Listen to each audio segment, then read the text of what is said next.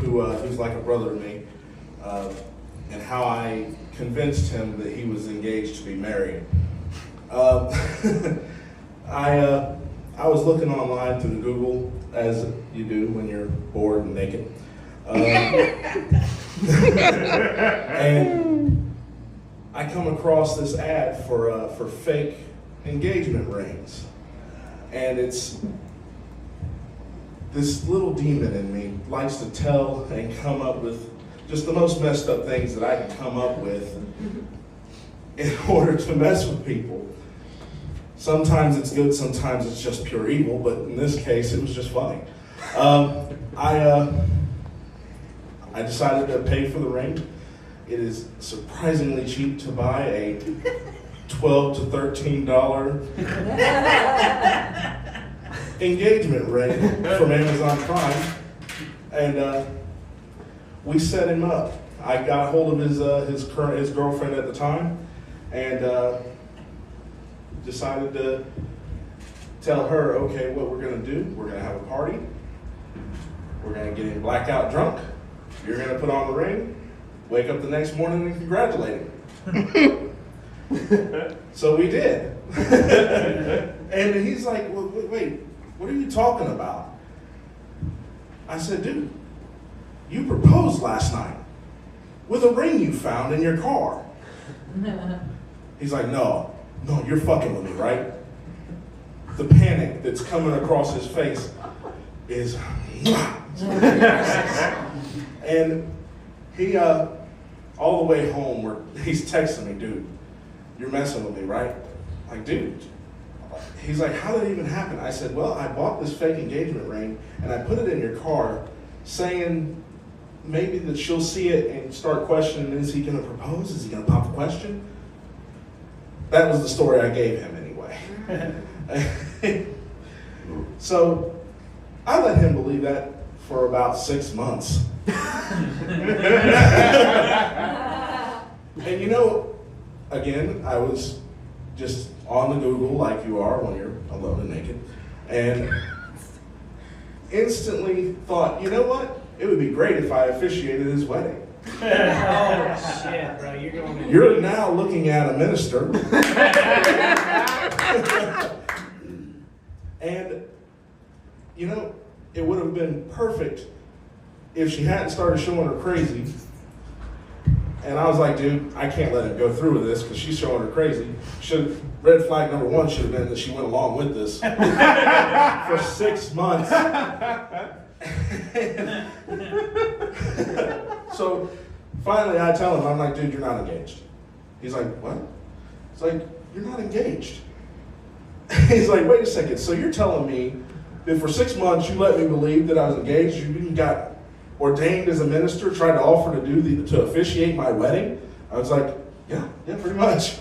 And he goes, luckily he's got a comedian sense of humor, so he thought it was hilarious. But it didn't end up marrying that woman. And it's kind of one of those pranks that keeps on giving, because no matter what he tells me, I don't know if I should trust him or not. So I kind of pranked myself too. Dude, my girlfriend was sending nudes to another dude. Yeah, I'm fucking right. You're bullshitting me, right? No, oh, I'm sorry. My dad died. Oh, no, I don't believe that. I gotta see pictures. Oh, he's in a casket. Sorry, dude. So he don't have to do anything to get me back. I'm constantly on edge with them anytime I call him. We've been friends since we were knee-high to grasshoppers, and we just always had that joking sensibility about us that we could talk and say anything to each other. Some of the most fucked up racist jokes between the two of us that we would never say to any other person other than each other. I would tell him his nose was big enough to smell holy shit. He would come back at me with, I'm the last Mohican because I ate the other three.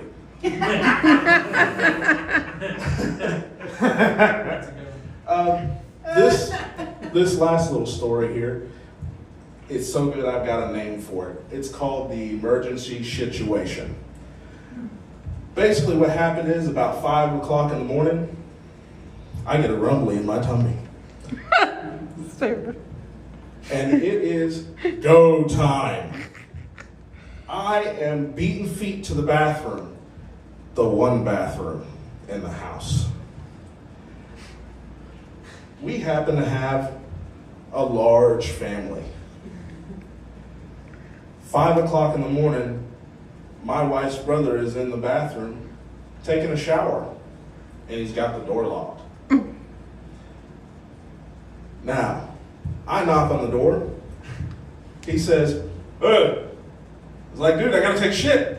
Unlock the door. Hold on, I gotta wash my hair out." He's almost as bald as I am. What fucking hair? So I'm stuck there. This is an emergency. There is no option. I'm either shitting in my underwear, I'm going through the back bedroom to get to the other little bathroom that we've got. It's a half bath. But in that room is a possibly naked pregnant lady. Don't want to interrupt her through her sleep. Do I go and find a trash can and stand there holding it like this, ripping shits into it, possibly pissing all over everything in front of me, maybe scarring my children or ruining my marriage? Definitely the latter part. Well, we also got a little outdoor porta potty. Just a little Bedside compartment. movable bedside porta potty. And it's out front. And it's still 5 a.m. and it's dark. And I think, you know what? If I go out, I turn off the light, no one sees me. Got my answer. I run out and I start blasting ass into this fucking thing. Oh my God. I mean, I am praying to God that no car pulls up, and it's a school day. So I'm hoping the bus doesn't go by either. But I get it down to a controllable level, and I'm like, okay. And I'm pissed all over my feet. I'm hoping I shit into the chair, into the bucket, because I'm a big guy. I mean, they don't call me tiny. And I'm praying that I'm getting into the bucket. But then the next realization hits me. What the fuck am I going to wipe with? It was just in that underwear's destiny to be shit on that night. I wipe my ass with my underwear, throw them into the outdoor trash can. I come back in, I still got a little bit to go. He's still washing his fucking hair. He gets out finally. I finish up in there. I go back to my bedroom and I tell my wife of 10 years that I no longer have underwear. And she dies laughing. She's laughing like Flipper having an orgasm. Just she calls her mother at 5 a.m. to tell her about this story.